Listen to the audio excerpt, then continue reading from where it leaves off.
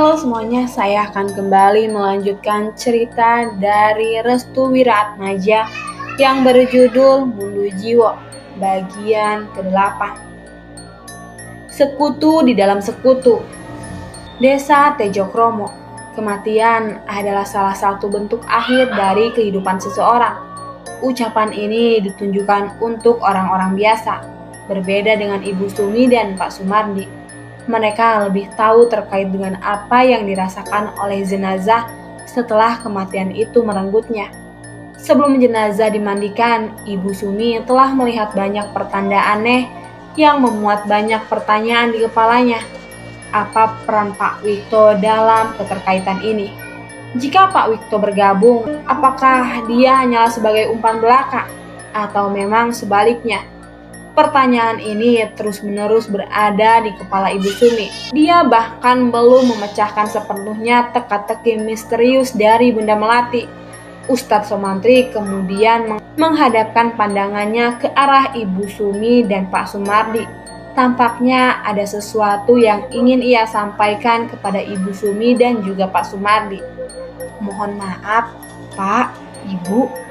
Apakah jenengan berdua ini adalah orang yang bertugas memandikan jenazah? Tanya Ustadz Somantri.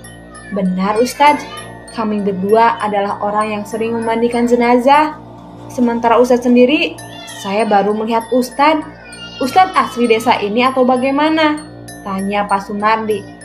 Sebenarnya saya bukan berasal dari sini.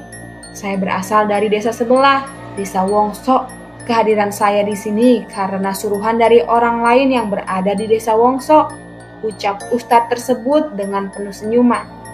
Ibu Sumi dan Pak Sumardi sempat kebingungan mengapa Ustadz ini tahu betul akan momen dari kematian seseorang. Lalu, siapa orang yang berasal dari Desa Wongso yang memberitahu akan hal ini? Apakah ada seseorang yang memang telah memberitahunya? Jadi, Ustadz diberitahu oleh seseorang yang berasal dari Desa Wongso. Kok kebetulan sekali Ustadz? Apakah orang tersebut dukun? Tanya Pak Sumardi. Bukan, dia orang biasa. Dia sudah dekat dengan saya karena anaknya beliau dulunya hampir pernah menikah dengan saya, ucap Ustadz Somantri. Sementara itu, Jeka masih menangisi ibunya. Dia sesekali meratapi kematian ibunya karena ada beberapa ketentuan yang setidaknya tidak sesuai dengan takdir kematian dari ibunya sendiri. Saya sudah 3 kali memimpikan hal seperti ini. Untuk keluarga dari Mas Jeka sendiri, ini adalah kedua kalinya. Jelas Ustadz Somantri. Ibu Sumi dan Pak Sumardi terkejut mendengar jawaban dari Ustadz Somantri. Berarti saat kematian almarhumah Kusumawati, Ustadz Somantri adalah orang yang bertugas sama. Namun, siapa orang sebelumnya? Kini Ustadz Somantri meminta kepada Jeka untuk berdiri tegak. Dia tidak ingin jika Jeka berlarut-larut dalam kesedihannya. Sudah banyak orang yang meninggal dengan cara yang tidak wajar. Aku sendiri heran, siapa pelaku dari semua ini? Tanya Ustadz Somantri. Mereka kemudian perlahan meninggalkan pemakaman. Akan tetapi saat dimana Ibu Sumi melangkah pergi dari tempat, tiba-tiba ia mendengar sesuatu dari arah belakang. Sumi, titip anakku. Ibu Sumi langsung berhenti sejenak. Ia tiba-tiba merasa ada banyak orang yang berada di belakangnya. Tolong, jaga adikku. Ibu Sumi meminta kepada Ustadz Somantri dan juga suaminya untuk berhenti sejenak. Ia sangat yakin suara itu berasal dari suara Ibu Heni dan juga anaknya Kusumawati. Ada apa, Bu? Tanya Pak Sumardi. Pak Ustadz, Anda berasal dari Desa Wongso kan? Tanya Ibu Sumi. Benar, Bu. Ada apa memangnya? Suasana menjadi hening sejenak. Jeka, Ustadz Somantri dan juga Pak Sumardi menatap Ibu Sumi secara bersamaan. Apakah kau tahu siapa pengantin selanjutnya yang akan dinikahi oleh Bagus? Tanya Ibu Sumi. Mengenai itu, di mana rumahnya?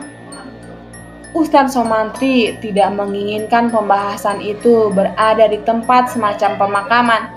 Ia pun meminta kepada Ibu Sumi untuk membicarakan hal ini di tempat yang tepat. "Mari bicarakan ini di tempatmu," ucap Ustadz Somantri. Mereka pun meninggalkan pemakaman. Walaupun suara-suara panggilan itu masih terdengar sedikit di telinga Ibu Sumi, akan tetapi dia tahu apa yang nantinya akan terjadi di beberapa hari ke depan. Bulan pengantin yang akan datang beberapa hari lagi adalah sebuah penantian besar antara dirinya dan juga pihak dari Bunda Melati. Jika nantinya rencana dari Bunda Melati dapat digagalkan, bisa dipastikan ritualnya juga akan gagal. Rumah almarhumah Kusumawati. Pak Wikto mengenakan lagi pakaiannya.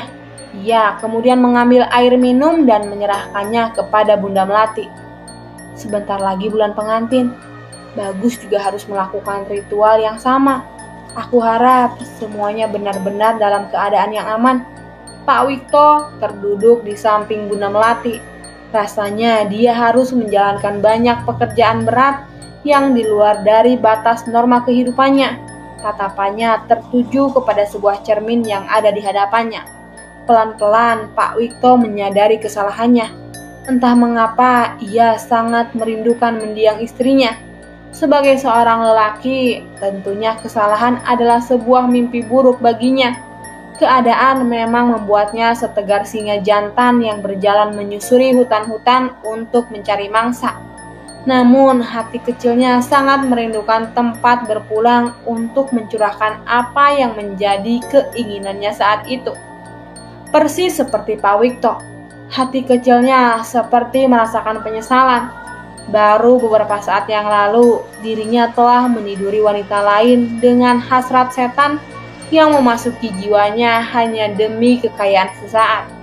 Sebelum itu, dia seharusnya sudah tahu apa yang akan dilakukannya, yaitu mengantarkan anaknya menuju ke tempat peristirahatan terakhir sang ibu yang baru saja meninggal dunia. Lamunan dari Pak Wikto membuat Bunda Melati terheran-heran. Ia pun mendekatkan dirinya ke hadapan wajah Pak Wikto sembari memberikan ciuman manisnya. "Apa kamu sedang memikirkan istrimu yang baru saja dikubur?" tanya Bunda Melati. Pak Wikto tidak bisa berbohong. Kali ini tatapannya berubah seolah-olah menjadi lemah di hadapan Bunda Melati. Ia menahan dengan kuatnya agar air mata tidak jatuh serta memberikan penggambaran terkait emosi terpendamnya akan apa yang dirasakannya saat itu juga. Tidak, aku tidak memikirkan hal itu. Ketahuilah Wikto, laki-laki saat berbohong, matanya akan menerka-nerka ke arah yang berlawanan. Pandangannya akan berubah menjadi lebih takut jika apa yang dipikirkannya terbaca dengan jelas terhadap seorang wanita. Benar, Bunda Melati merasakan hasrat itu karena dia seorang wanita. Tentu saja apa yang dirasakan oleh Pak Wikto sangat terbaca dan bisa dirasakan oleh Bunda Melati sendiri. "Jadi, apa kamu ingin melanjutkan persyaratan kita selanjutnya?" Dengan tatapan yang penuh berkaca-kaca, Pak Wikto akhirnya mengungkapkan keinginannya. Walau terpaksa, ia tetap memberikan jawaban yang sesuai dengan dugaan Bunda Melati. "Mari lanjutkan ritualnya."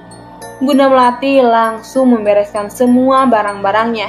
Ia tahu jika penguburan yang dilakukan oleh para warga sudah selesai. Karena itulah Bunda Melati tidak ingin berlama-lama berada di sekitar rumah Pak Wikto karena maksud dan tujuannya sudah tersampaikan. Begitu pula dengan Bagus dan yang lainnya. Mereka masih menunggu di luar sembari melihat keadaan luar. "Bunda sudah selesai?" tanya Bagus. "Sudah anakku." "Bagaimana dengan penguburannya? Sudah selesai?" tanya Bunda Melati kepada Bagus dan yang lainnya. Dari kejauhan, mereka melihat rombongan para warga yang sudah berduyun-duyun kembali menuju ke rumah Pak Wikto. Mereka sudah terlihat dari kejauhan. "Baiklah, kita harus pergi dari tempat ini." Sebelum pergi, Bunda Melati menatap langit-langit rumah milik Pak Wikto. Begitu juga dengan saat dirinya memandangi Pak Wikto dengan tatapan yang penuh gairah. "Sebentar lagi wadah dari Demit Manten akan terisi dengan orang yang berbeda. Aku harap rumah kalian semua direnovasi setelahnya." Bi Imah dan Cici hanya tersenyum mendengar kalimat itu. Begitu juga dengan Pak Wikto. Mereka tahu, jika Bunda Melati sudah mengatakan hal yang demikian, itu artinya pembagian hasil akan dilakukan. Mesin mobil segera dihidupkan oleh Bagus. Cici menuju ke bagian depan berdekatan dengan Bagus. Sedangkan Bunda Melati dan juga Bi Imah, mereka berada di tempat duduk bagian belakang. Mereka pun perlahan meninggalkan Pak Wikto yang masih berdiri di hadapan rumahnya dengan isi kepala yang penuh kebingungan. Sebelum Ustadz Somantri dan juga Ibu Sumi membahas terkait lebih dalam akan kematian dari Ibu Heni, mereka terlebih dahulu mengantarkan Jeka ke rumah. Di saat Ibu Sumi ingin pulang, Jeka langsung memeluk tubuh Ibu Sumi, seperti halnya ikatan sebuah keluarga. Jeka tidak ingin jika Ibu Sumi meninggalkannya. Lalu Jeka membisikkan sesuatu tepat di telinga Ibu Sumi. "Bu, jangan sampai mati ya." Kalimat itu tentunya membuat Ibu Sumi terketuk hatinya. Ia tidak membayangkan jika risiko untuk memecahkan masalah ini seperti berada di ambang kematian. Kedua tangan Ibu Sumi benar-benar bergetar. Ia bahkan tidak mampu mendekap balik tubuh Jeka karena kalimat yang baru saja dilontarkan oleh Jeka seperti kalimat yang sangat indah didengar, namun sangat menyayat hati dan terus terngiang-ngiang di dalam kepalanya. Selepas memeluk tubuh Ibu Sumi, Jeka pun menundukkan badannya. Ia kemudian masuk ke dalam rumahnya. Hari itu, Ibu Sumi melihat seorang anak yang kehilangan arah. Ia bahkan tidak mengenal dengan jelas terkait bagaimana jadinya jika seorang anak hidup seorang diri dan hanya menuduh takdir sebagai penyebab kematian dari sang ibu. "Bu, ibu gak apa-apa?" tanya Pak Sumardi. "Apakah kematianku sudah dekat, Pak?" tanya Ibu Sumi. "Ibu ngomong apa? Pak Mali ngomong seperti itu," jawab Pak Sumardi dengan nada tingginya. "Orang-orang terdekat kita sudah dikuburkan. Kita tidak tahu harus menyalahkan siapa. Apakah takdir yang membuat kita meninggal seperti ini? Atau karena kehendak manusia yang memang ingin mempercepat kematian manusia lainnya hanya karena ambisinya tersendiri?" Kalimat itu membuat seorang Ustadz Somantri pun terdiam. Ia bahkan tidak bisa mengatakan apapun untuk menangkis semua asumsi yang baru saja dilontarkan oleh Ibu Sumi. Kematian Ibu Heni membuat luka banyak orang, termasuk Ibu Sumi sendiri.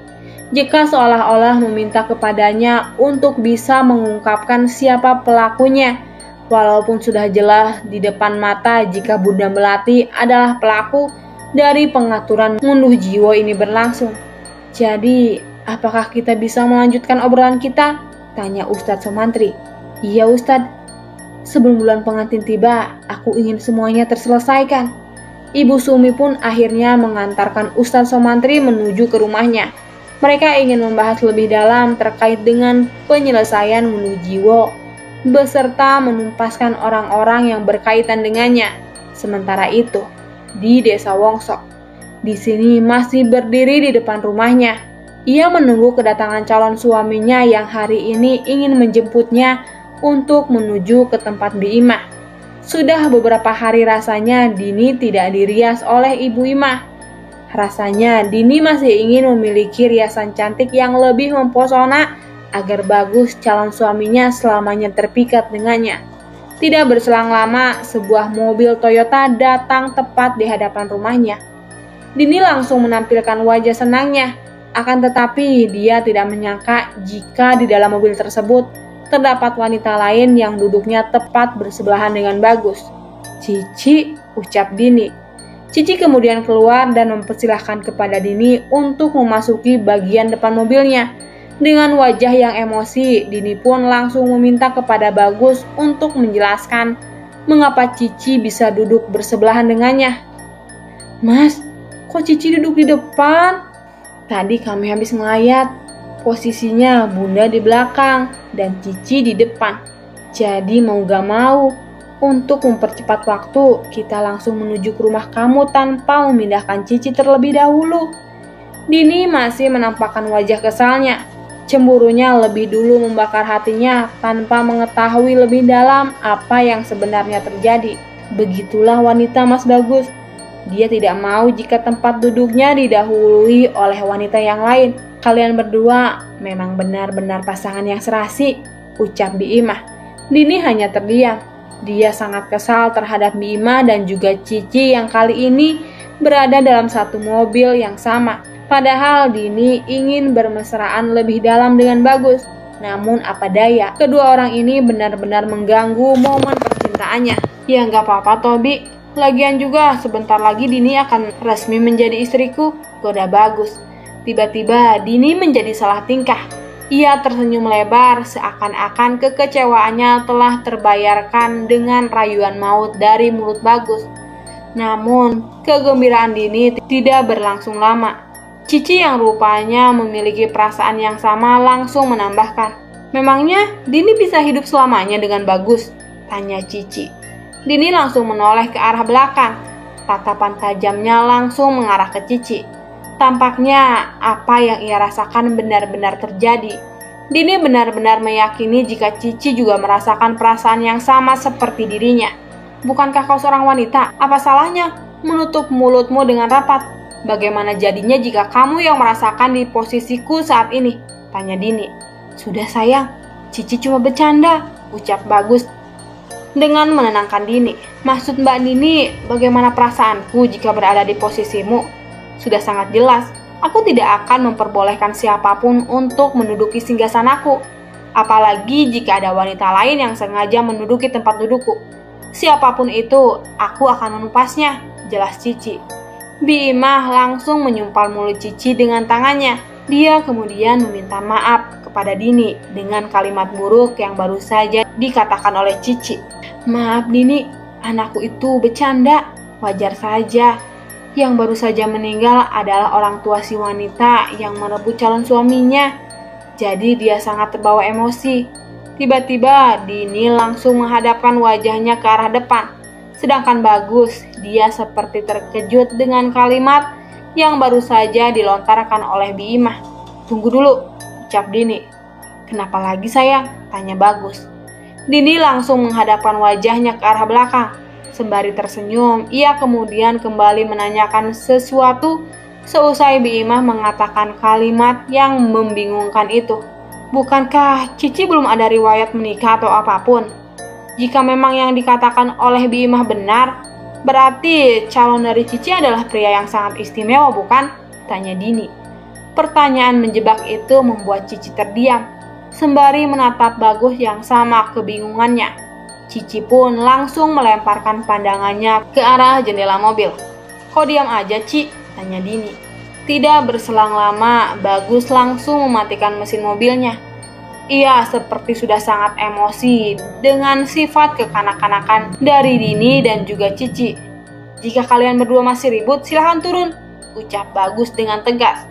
Seketika suasana menjadi hening. Dini langsung menampilkan wajah sedihnya. Dia tidak tahu harus bagaimana menanggapinya.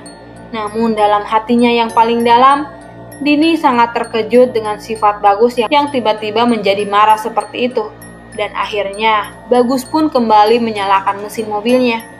Tidak berselang lama, mobil pun meninggalkan rumah Dini dan menuju ke rumah Biimah untuk dilakukan riasan pengantin untuk Dini dalam mempersiapkan pernikahannya dengan Bagus. Setibanya di lokasi, Dini langsung masuk ke rumah bersamaan dengan Biimah. Sedangkan Cici, dia masih menunggu Bagus untuk masuk juga ke dalam rumah. "Mas, gak masuk?" tanya Cici. "Aku di luar aja, aku lagi pengen sendiri," ucap Bagus. Cici pun mendekati Bagus. Ia kemudian memeluk tubuh Bagus, seolah-olah menjadi reuni baginya. Cici pun meminta maaf kepada Bagus karena emosinya tidak bisa dikontrol dengan benar. "Maafkan aku, Mas. Aku tidak ingin jika kamu jatuh ke orang lain selain aku. Lepaskan, Ci. Bagaimana nanti kalau Dini tahu?" "Tidak mungkin, Mas. Dini berada di dalam ruangan riasan pengantin bersama dengan ibuku. Lepaskan sekarang." Di dalam kamar, Dini sudah menatap wajah cermin dengan begitu kesal. Dia terkejut dengan apa yang baru saja dilihatnya sebelum memasuki kamar tersebut. Tiba-tiba, air matanya menetes dan jatuh tepat di pipinya yang halus. "Benar kata ibu, pria itu bukan sebaik-baiknya pria yang akan aku nikahi nantinya. Ucapnya sembari mengantongi 2 sisir rias yang menurutnya sangat berfungsi. Desa Tejokromo, rumah Ibu Sumi. Ibu Sumi memperhatikan gerak-gerik Ustadz Somantri. Ia kemudian duduk di sebuah kursi yang mampu menghadap keduanya secara langsung. Salah satu tangannya masuk ke dalam kantong baju. Sepertinya ada sesuatu yang ingin ia beritahu terkait apa yang selama ini menjadi sesuatu yang ditakutinya. Bunga ini, ucap Ustadz Somantri.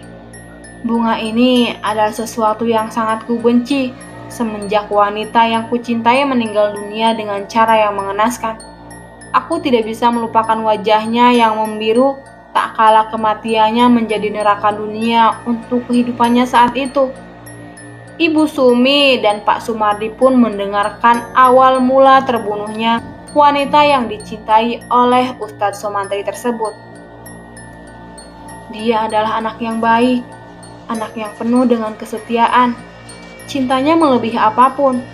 Akan tetapi, semenjak kedatangan seorang pria brengsek itu, entah mengapa aku dicampakkan begitu saja olehnya. Jelas Ustadz Somantri.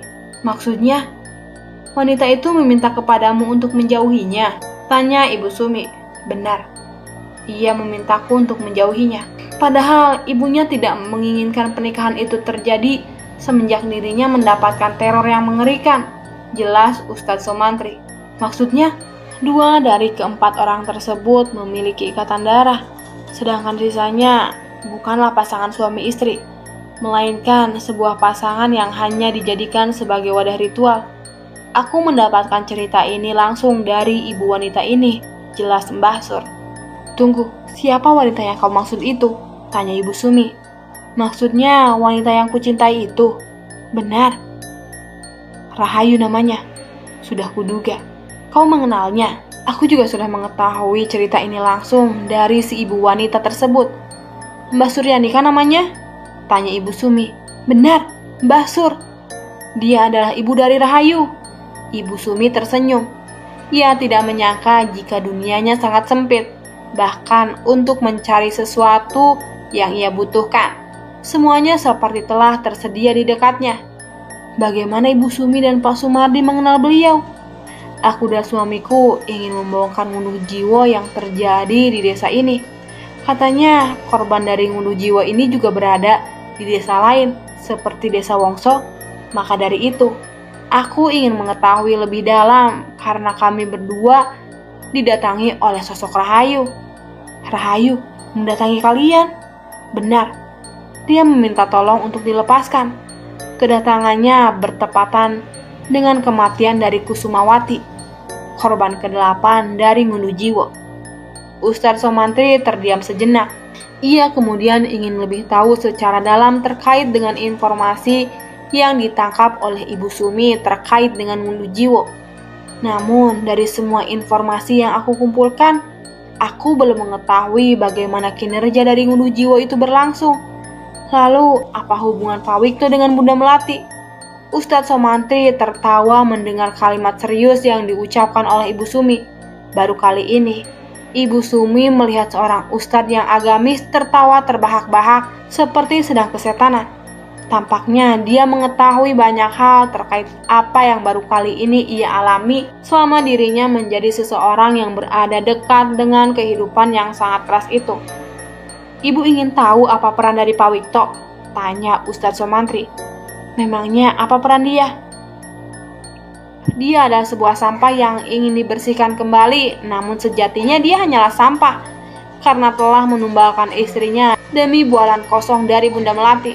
Jadi, Heni ditumbalkan, dan pelaku dari ngunduh jiwa ini adalah 2 pasangan bukan suami istri, dan 1 orang yang menutupi semuanya dengan seolah-olah menjadi perias pengantin di bulan pengantin nanti. Terima kasih yang sudah mendengarkannya hingga akhir. Untuk link cerita saya simpan di kolom deskripsi. Sampai jumpa di Ngunduh Jiwa bagian 9.